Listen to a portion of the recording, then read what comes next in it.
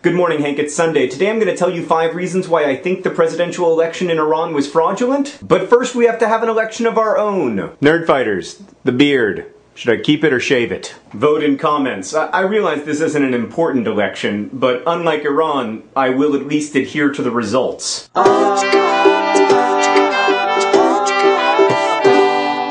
Okay, Hank, so first 2 sentences of background on Iran. Iran is an Islamic republic, which means that while the position of president is important, it's not that important because ultimately Iran's domestic and international affairs are always decided by a council of religious leaders, which is led by the Ayatollah Khomeini. Every time Iran has a presidential election, like 37,000 moderates try to run for president, but they are barred from doing so, which has historically often led to low voter turnout because people don't show up to vote for guys they don't like. Okay, Hank, so a couple days ago Iran had a presidential election, and as you may know, the incumbent president of Iran is a guy named Mahmoud Ahmadinejad, who, to use a somewhat technical political science term, is a bit of a douche nozzle. And in this election there were 37,000 moderates who weren't allowed to run, just like usual, but there were also 2 quasi-reformist candidates, including a former prime minister of Iran named Mir Hossein Mousavi. So on election day, a stunning 85% of eligible voters voted, and a couple hours after the polls closed, the Interior Ministry announced that Ahmadinejad was winning with 63% of the vote. Which, Hank, at least as far as I'm concerned, is just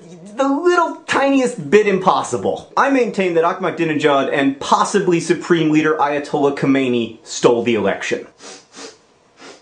Is that a fatwa I smell on me? Hank, I'm not saying that this election was invalid because a douche nozzle happened to win it. Douche nozzles win elections all the time, all over the world. What I'm saying is that there's just a lot of things that don't add up. Like, number 1, Tabriz. The reformist candidate Mousavi is from a city called Tabriz, and historically the city of Tabriz always votes for Mr. Mousavi or whoever the guy is from his ethnic group who's running. And yet, inexplicably, in this election, they apparently voted 2-1 for Ahmadinejad. I mean, Hank, it's the equivalent of John McCain winning Chicago. Reason 2, 2005.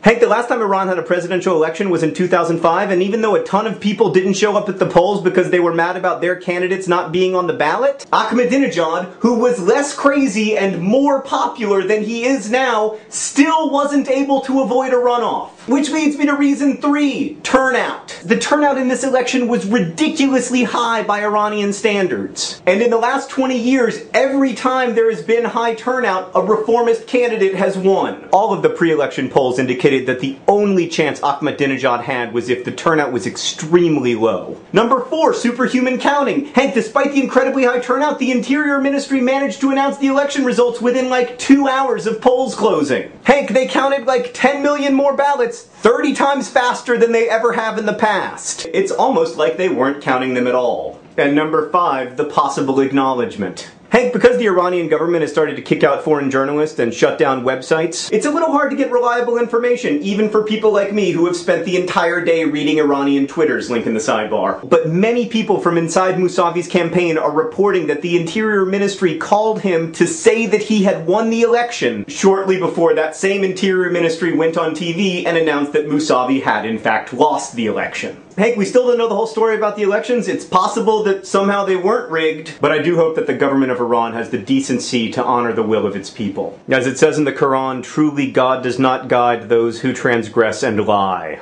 Hank, like I said, I have links in the sidebar to the Twitters of young Iranians who are tweeting through all of this. You often hear that nothing interesting can be said in 140 characters. Obviously the people who say that aren't following the young Iranian woman who just wrote, "If Iran sleeps tonight, it will sleep forever."